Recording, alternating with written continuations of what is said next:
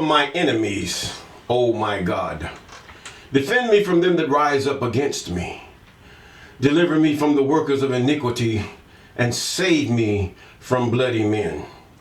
For lo, they lie in wait for my soul, the mighty gathereth against me, not for my transgression, nor for my sin, O Yahuwah. They run and prepare themselves without my fault, and wait to help me, and behold, thou therefore, O God of hosts, the God of Israel, awake to visit all the heathen. Be not merciful to any wicked transgressor. Selah. They return at evening, and they make a noise like a dog, and go around about the city. And behold, they which belch out with their mouth, swords are in their lips, for say they doth hear. But thou, O Yahuwah, shalt laugh at them. Thou shalt have all of them in derision. Because of his strength, I will wait upon thee, for Yahweh is my defense. The God of my mercy shall prevent me. The God shall let me see my desire upon my enemy. Slay them not, lest the people forget. Scatter them by thy power and bring them down, O Sanini Nanini, our shield. For the sin of their mouth and the words of their lips, let them even be taken in their pride for the cursing and lying which they speak. Consume them in wrath and consume them, that they may not be, and let them know that Yahweh ruleth in Jacob unto the ends of the earth. And that evening let them return, and let them make a noise like a dog, and go around about the city. And let them wander down for meat and grudge, if they be not satisfied. But I will sing of thy power, and I will sing aloud for thy mercy in the morning. For thou hast been my defense and refuge in the day of my trouble. Unto thee, my strength, I will sing, for God is my defense, and God is my mercy. Psalms chapter 59. Deliver me from the hands of evil spirits, who have sway over the thoughts of men's hearts, and let them not lead me astray from thee, my God. Establish me in my seed, that we go not astray henceforth and forevermore. Jubilees chapter 12 and verse 20. Oh, yes, yes, yes. All praises, all praises, all praises. Yes, God will even give us victory, that our children might live upon this earth, free of the things that plague them today. All the brown and dark-skinned people upon the earth, whose lands have been confiscated and taken, and you've been ran over, you've been put under. There's a reason. There's a reason. See, as we have read it before, God has caused the world to understand and know his laws during the time of not only Enoch, but the time of the Jubilees. See, it wasn't just for Israel. Israel came much later than that.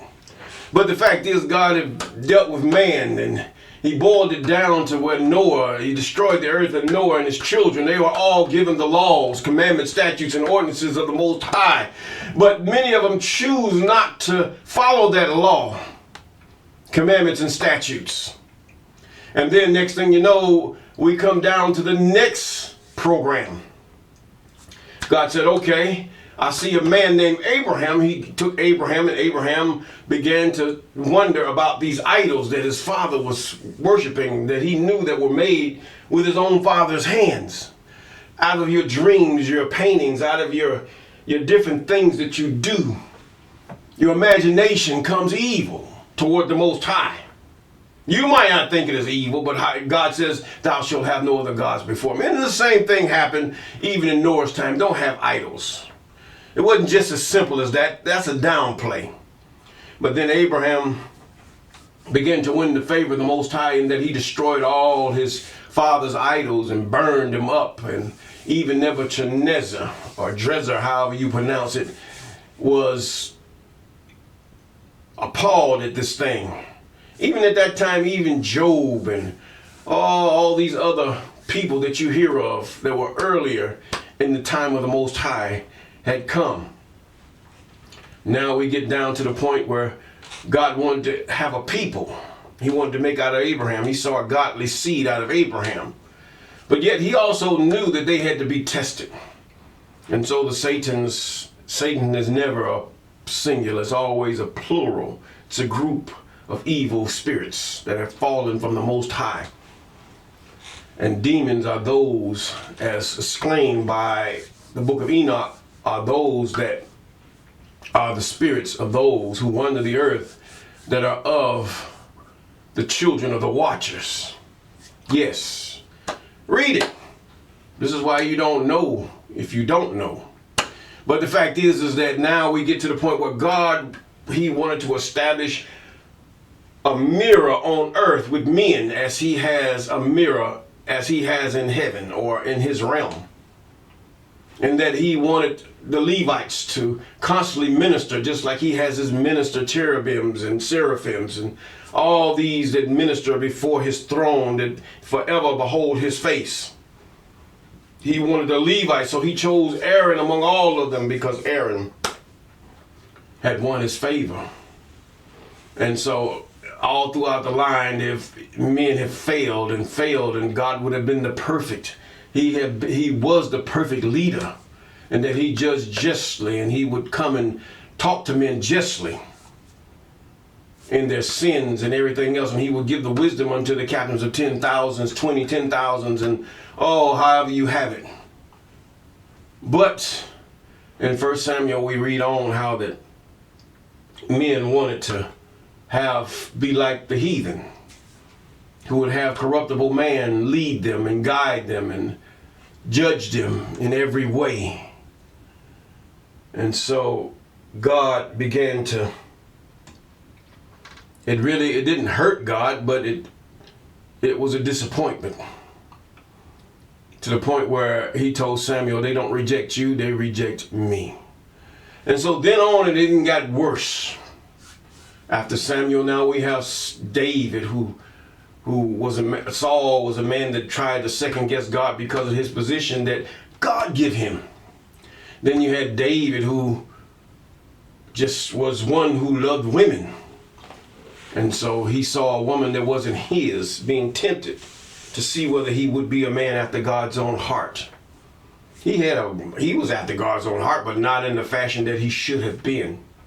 To the point when he was waking up in his temptation and he saw this beautiful black woman sitting, bathing herself, cleansing herself from her woman time. And at all he had to get that woman who was of someone that was lesser, not even of the children of Israel. Neither was she.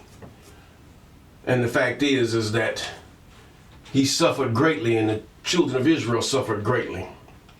Now that brings us up to David. Solomon, a man who did after his father, who went after the house of not only Absalom, but even God even made sure of his promise to Eli that none of his people will be priests anymore. They wouldn't even be around. He was going to just delete his whole seed line. See, many of you got it wrong. You're listening to the heathen. God works by the man's seed, not by DNA. DNA identifies who child you are or what group of people you belong to, but it identifies your father too if he's living.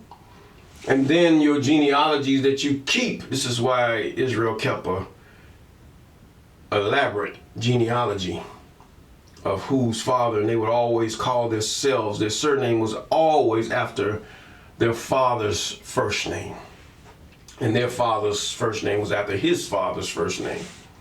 Therefore, the genealogy was kept a very wise thing to do. Now you're named after slaves and all this, but God sought for him a people that would mirror the kingdom of heaven. That would remember the 4 and 20 elders that would mirror all these things. But man, these men could not resist the devils that had plagued their minds to want to be like the paganistic heathen around them instead of having God and being an example unto the world. You say, why was God taught to all? God was taught to all the world. Matter of fact, up until this time, the world knew of this one God. All the world knew of this one God. That's undeniable. But this Israel, who betrayed God, now suffers vehemently throughout the years. For thousands of years, Israel has suffered. And even up until this time of Solomon, where we shall read, as you prepare, we're in the book of Solomon, chapter 4. Yeah, I believe the book of Samuel.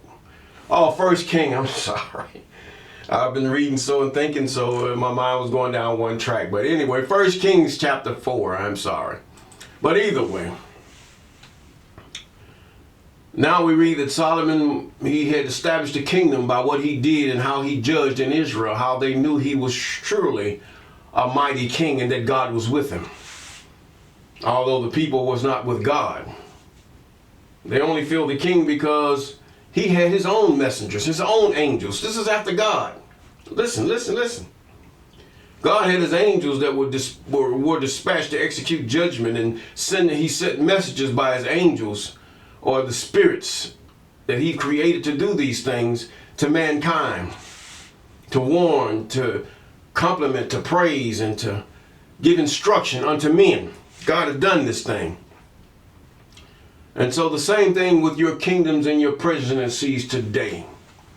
To manage the affairs of the kingdom or your jurisdictions or your continents or your countries. See, it's all patterned after God, it's patterned after heaven. You cannot separate church and state. It will never work. Or should I say religion and state? It will never work. You can tolerate other religions, yes. You can do that. But overall, you have the Islamic states. You have Muslims that have their own states. You have the Christian states, which is the United States, really is after Christianity.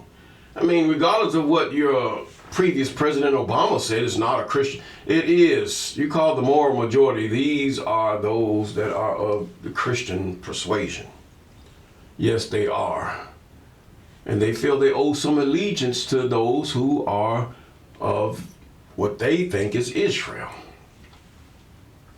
So, now we have the real Israel, the ancient Israel.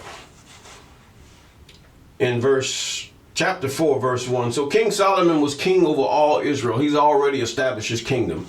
And these were the princes which he had: Azariah, the son of Zadok, the priest; Elihoreph and Ahiah, the sons of Shisha, scribes. These are people who kept the historical accounts, that went with the king everywhere he went, writing down his acts. Jehoshaphat, or the chronicles of the kings. Jehoshaphat, the son of Elud, the recorder. Whatever the king said, he would write. And Benaiah, the son of Jehoiada, who was over the host, and Zadok and Abiathar were the priest. Okay. The host, he was like the Secret Service, the CIA, the FBI. This was Benaiah, the son of Jehoiada. And Zadok and Abiathar were the priest. And Azariah, the son of Nathan, was over the officers. And Zabud, and the son of Nathan, was a principal officer and the king's friend. And Aisha was over the household. In other words, he saw fit to the palace of the king, or should I say whatever the king had as a palace, or whatever design that was, I don't know. But either way, I mean, we have glimpses, we have pictures and stuff. We even had in the background yesterday the image of Jebus, was the destroyed part of the city of David, even where this stuff was located. See, what you have is the maps have been switched around on you. 1948 is a long time. And then you have before that, it was already in the making. So it's been switched around. They have the wrong Jerusalem in the wrong place. Some of the maps have the right Jerusalem. They have the right area where Jerusalem and the city of David would be, which would be Tel Ad. But the fact is, now you had Arad, that was after the king Arad. But then you had what they call Jebus. And in First Kings, the first few chapters of King, we find out where David was thirsty. And so this is where you would see where this is. And for more information on that, just search the real Jerusalem and you'll find a Rastafarian man and with another African on the continent of Africa. He was an African born guy. He was explaining to him how that the city of David was there in Tel Ad with scripture to back it as he touched it. Yes. Now, and these are their names: the son of Hur and Mount Ephraim, the son of Dekar and Makaz and Shalbim and Beth Shemesh and Elon Beth Hanan and the son of Hesed and Arboth. To him pertains Sokol in all the lands of Hephor. And the son of Abinadab in all the region of Dor had Taphath, the daughter of Solomon, to wife. So Solomon had a wife. We read about that already. And Taphath, which had Taphath, the daughter of Solomon, to wife. This was Abinadab, the son of Abinadab. And Bana, the son of Halud, to him pertained Taklach and Megiddo, and all Beth Shean, which is by Zartana, beneath Jezreel, from Beth Shean to Abimelech, Loa, even unto the place that is beyond Jokneam. And the son of Gedeber and Ramoth Gilead, to him pertain the towns of Jair, son of Manasseh, which are in Gilead. To him also pertain the region of Argob, which is in Bashan, 80 great cities with walls and brazen bars. Yes. And Ahinadab, the son of Edo, had Mahanim, and Ahimaaz was in Naphtali, and he also took Bashmath, the daughter of Solomon, to wife. Now he had 2 daughters. Solomon was up there a little bit. Jehoshaphat, the son of Purah, is in Issachar. Shimei, the son of Eli, in Benjamin. Geba, the son of Uri, was in the country of Gilead, in the country of Sihon, king of the Amorites, of Og of Bashan, and he was the only officer which was in the land. These were the ones who would collect things, do things, just as the government does. He has his governors, his mayors, and all these other things, captains of tens, the same thing. Judah and Israel were many.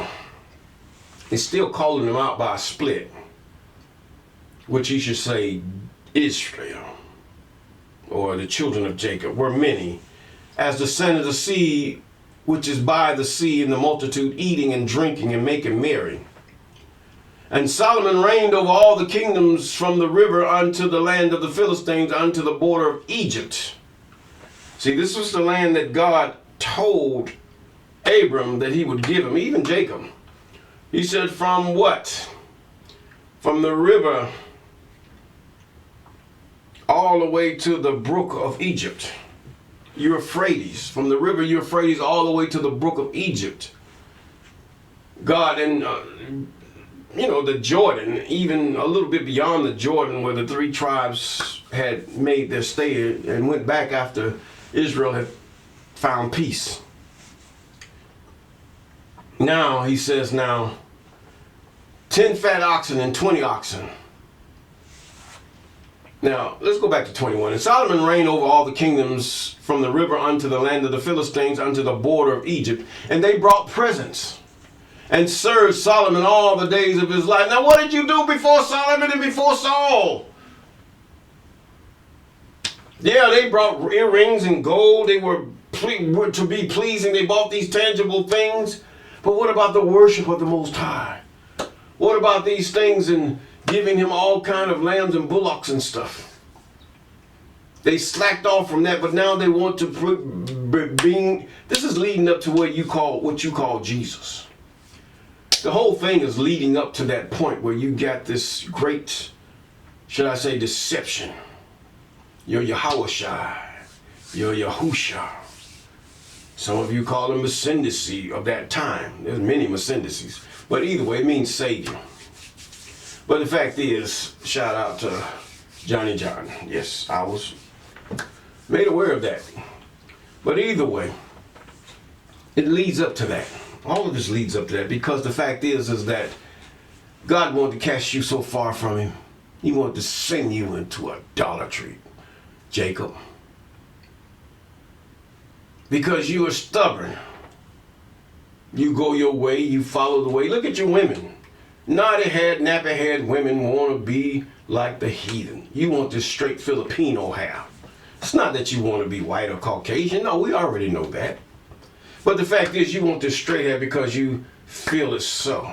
Or you want to look like you think the beauty of the Hindustans, the darker Hindustans, is more better than what you are.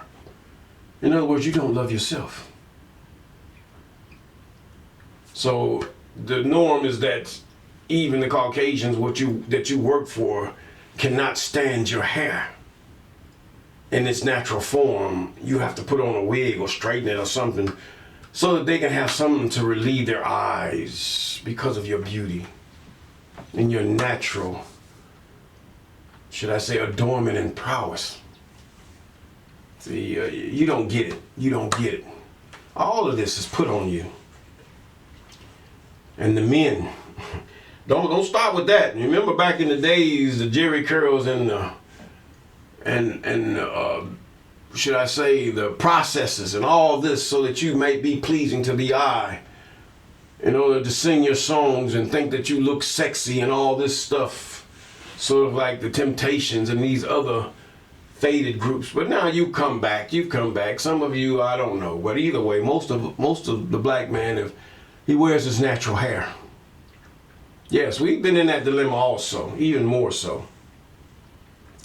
And so Solomon reigned over all the kingdoms from the river unto the land of the Philistines, unto the border of Egypt. In other words, that was the brook of Egypt. God promised Abram on all the way to Jacob that I will give you from the river Euphrates all the way to the brook of Egypt. So Egypt was Israel's neighbor.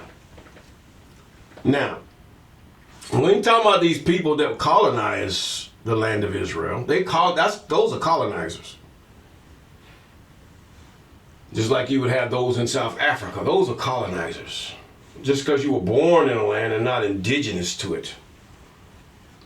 They were indigenous to the land of this land they call the land of Palestine, which is now called Israel, because of the allotment that the Most High have given them. That's where they were indigenous. You have to really pay attention and read, make sure you understand and know God. God wanted a kingdom that he would rule among men. He already ruled the kingdom among devils, and they fought. The wars were going on because of the jealousy. And so they brought the fault to men. They brought the fight to men. You miss it. It was never meant to be a religion. Look how you worship your governors, your different officials, and you sing bands before them, and you sing praises to them when they come. These are other than your God. There's a spirit behind that too. Now you say the spirit is getting ready to happen, where this spirit that has to do with the Greco-Roman system is about to fall. But then there's another spirit coming. You see the lands of the different superpowers. These are at the feet of Daniel's dream. You got some big, some small. They will not cleave to one another. They're going to live all right.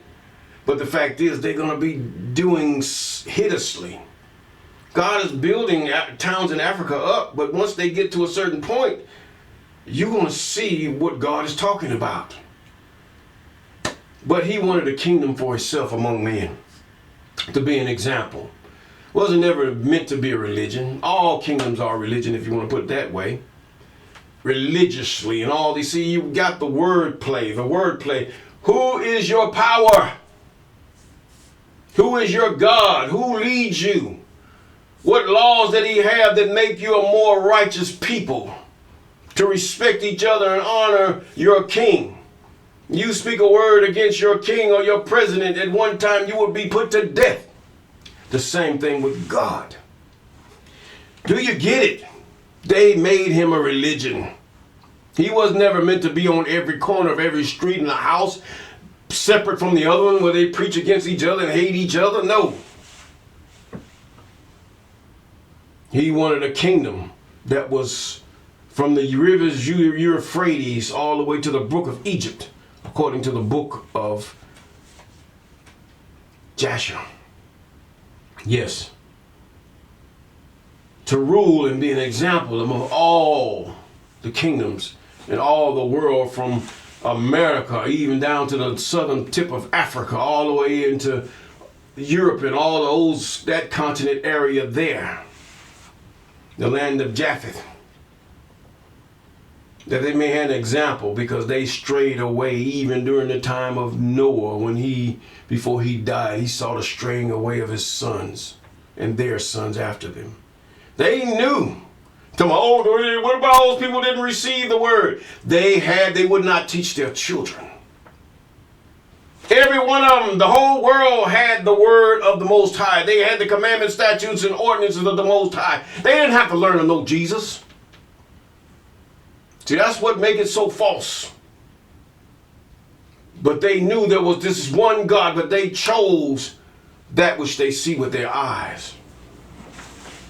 And then God went to them and said, thou shalt not have no other powers, no other gods, no other presidents before me. Yes, we have to obey the laws of this land and this wherever we go. Whether we're born in the land or not, we still have to obey the laws. But the fact is who do we really owe our allegiance to? Let me continue. I could keep going.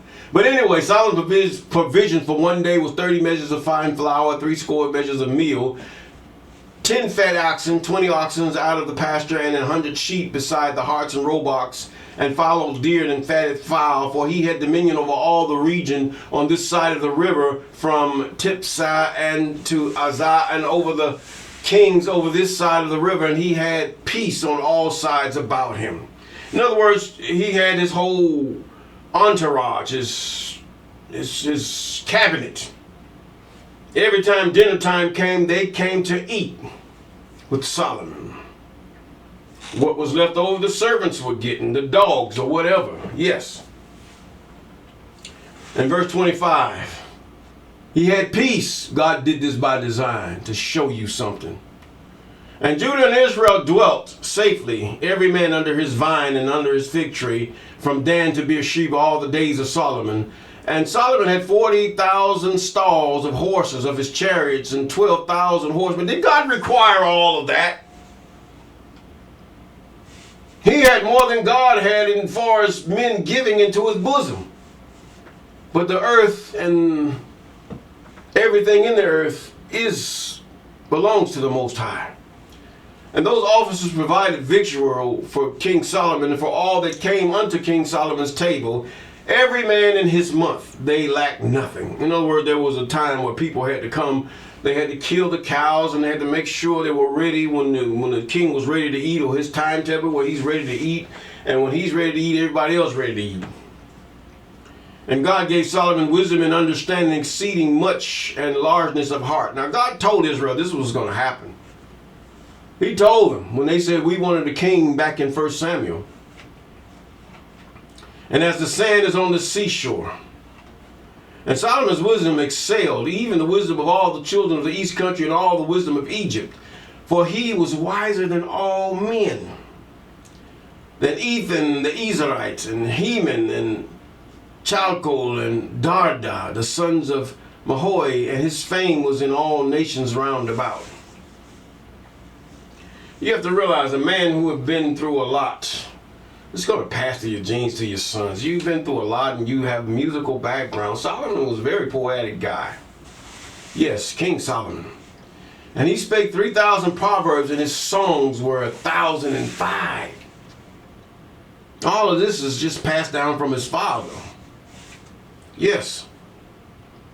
And he spake proverbs and songs. And then he spake of trees and of cedar that is in Lebanon, even unto the hyssop that springeth out of the wall. And he spake of beasts, of the fowl, and the creeping things, and of fishes. And there came out of all people to hear the wisdom of Solomon from all the kings of the earth which have heard his wisdom. In other words, these things that I experienced and that my father experienced, I will expound on them in a poetic way, in a way that makes sense. This is wisdom. It makes sense. In other words, it's verifiable. It's knowledge, verifiable knowledge. When whatever aspect you want to have it is wisdom. And nevertheless, God bless Solomon at this time. And if we, even the fact even about the law, statutes and commandments of the Most High, even if you're a simple person, these things will make you wise. I mean, whether you believe in God or not, or you read the Bible, I mean, you Christian, Muslim, or whatever, when you read the Word of God, it makes you wise. You start thinking about and pondering on things. But that don't make you safe. That don't make you pass judgment. Only obeying His commandments, statutes, and judgments and laws will make you right before God and give you peace. Until next time.